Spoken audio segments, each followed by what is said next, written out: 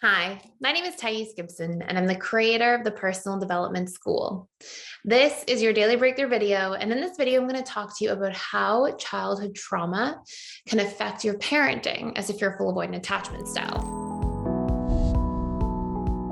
So this is assuming that you haven't really worked too much on your attachment style in general and how your experiences in childhood are likely to basically impact the way you parent as an adult.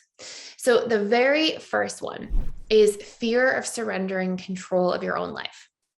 So usually what happens to the fearful avoidant individual is in childhood, there's some form of feeling controlled that can be controlled because of just the amount of pressure and chaos in the childhood environment. Or it can be that there was a really controlling figure in your life and your upbringing.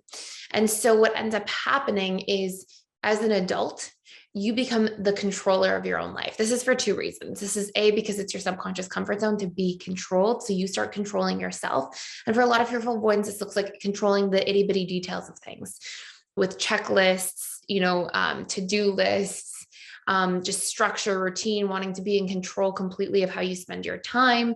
It can be your exercise routine, how you eat. It can be all different things in all of the 7 areas of life, your relationship to money, your relationship to your own career, all sorts of different things.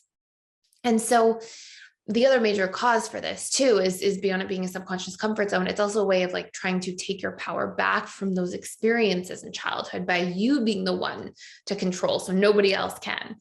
And so what happens sometimes is it can create this sort of fear of a child coming into your life and disrupting your ability to have control over your own life. And that's a whole very in-depth topic we could go into. I'll save for maybe another video, but that's number one.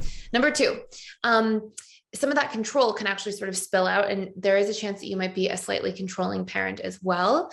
And so that's an important thing to just be mindful of, to have boundaries around. Usually it's not anything too severe or intense, but there can be a sort of tendency leaning towards that.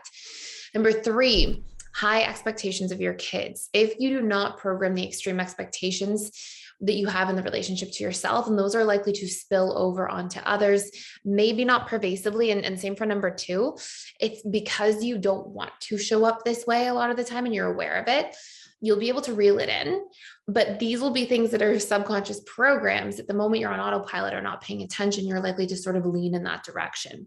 So these are things that you want to be able to reprogram subconsciously first, and that's a very beneficial thing. And by the way, if you want to do a deeper dive into reprogramming subconsciously, you can check out for free our course by clicking the link in the description box below, all about reprogramming the fearful avoidant attachment style. So number four, codependent patterns. So, really believing that you're completely in charge of meeting all of your child's needs and really struggling. This sort of goes hand in hand with number five, which is hating feeling your child's pain, like knowing that they're in pain and feeling like I have to control their emotions. I can't let them be in pain. And sometimes not being able to like create that barrier for them to actually have room to have to learn lessons and grow through things the hard way that actually tends to enable them to have important life skills going forward. So those can be things to sort of be aware of.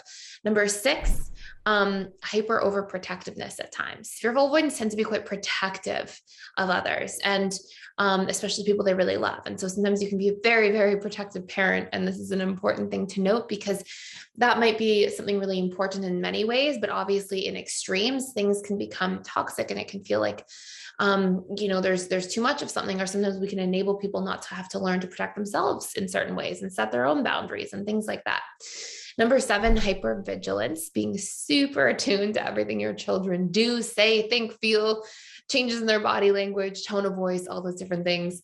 And you just want to make sure that you don't end up having that lead to suspicion, like, oh, is my child doing this? Are they doing that? And not getting into that sort of rabbit hole of thought, by instead being able to have just conscious conversations with your children about what's happening, have transparency, open dialogue if there's a concern or fear, and allow them to be able to do the same with you.